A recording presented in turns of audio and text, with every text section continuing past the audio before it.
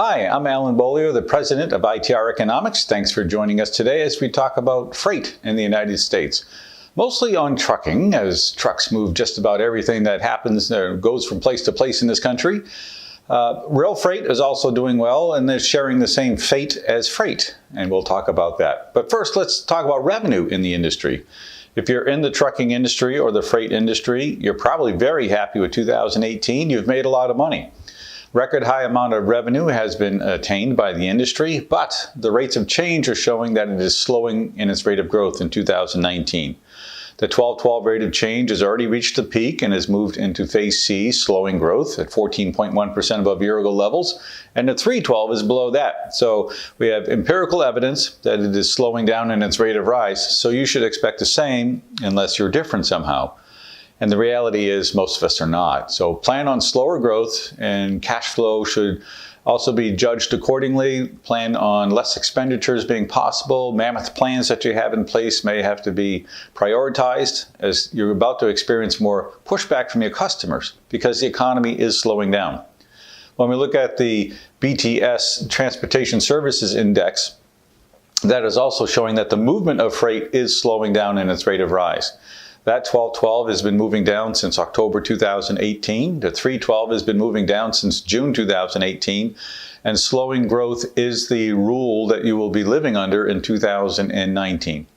And as that happens, obviously not only your revenues will be feeling the pinch, but your customers are going to be noticing that there's less freight.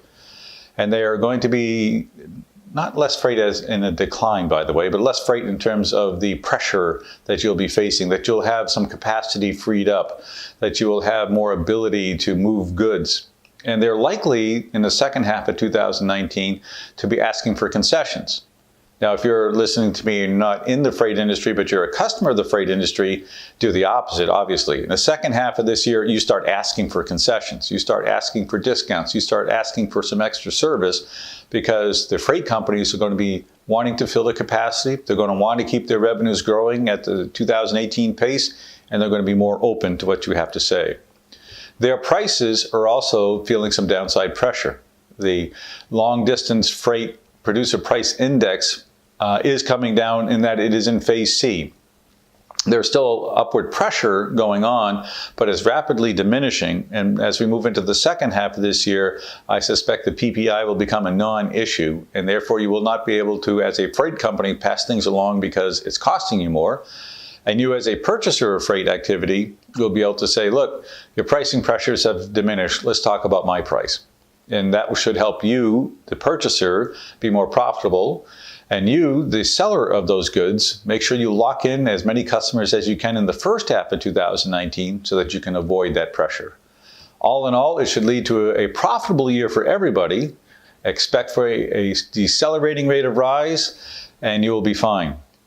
For those of you that are hiring truck drivers, it will still be a pressure-filled environment. It's not going to go away, but it'll just be less pressure. So maybe you can be a little more selective as you go forward. Enjoy the deceleration, and that it should give you time to focus on profitability. Thank you all very much.